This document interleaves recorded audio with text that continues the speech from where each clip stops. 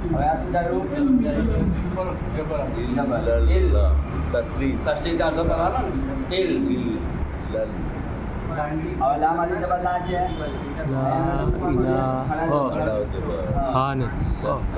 હવે એક વસ્તુ શીખેલા આપણે કે અલ્લાહ લખેલું આવે તો ક્યારે જાદુ પડવાનું, ક્યારે પાછું પડવાનું.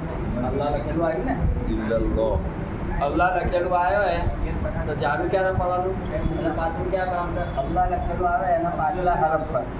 આ અલ્લાહનો નામ છે, આ નામ પર કશું છે એને પડવાનું નહીં, આલિફ પર કશું છે એને પડવાનું નહીં. આલિફ મતલબ નીકળી ગયો કેમ? આગળ નામ પર તસ્તી છે, અડધો પડવાનો. અડધો પડવાનો નામ પર તસ્તી છે. અડધો પડવા માટે આખો માણસ જોઈએ, એ અડધા ના જાય. આખો માણસ જોઈએ ને, જબર જે કે છે એ આખો માણસ કહેવાય. હવે નામ કશું છે નહીં એટલે પડા છે ને એનો મિલાવાશે નહીં. આલિફ પર અલી જોડે બી મિલાવાશે નહીં, આલિફ મતલબ જોડે બી મિલાવાશે નહીં.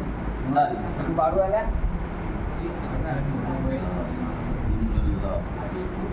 આ નીચેની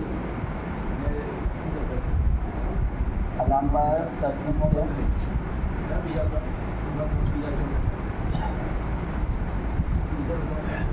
હવે આલિફ કાન નાખવાનો. આલિફ લામને જે અડધો પડાવો ને લામ અડધો લખ્યો ને નાખો અને છૂટું પાડ્યું. આ લામ પર તસ્તીત છે એને છૂટું પાડ્યું. બરાબર સમજ પડી?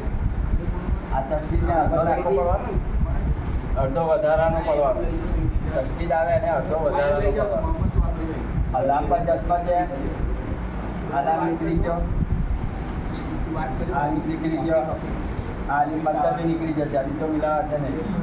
બરાબર? આ લામ પર શું છે? જબર. એની તો મિલાવાશે લલ. લલ. હવે લામ પર શું છે? ખડા જબર છે. અલ્લાહ કેવું બોલે છે? અલ્લાહના નામ પહેલા ઉપરની હરકત આવે, ઉપરના વોવેલ્સ આવે. જબર, પેશ, દો જબર, દો પેશ, ખડા જબર. ઉપરની જે આવે હરકત ઉપરના વોવેલ્સ એ અલ્લાહને પૂર પડવાનું. ઇલ્લલ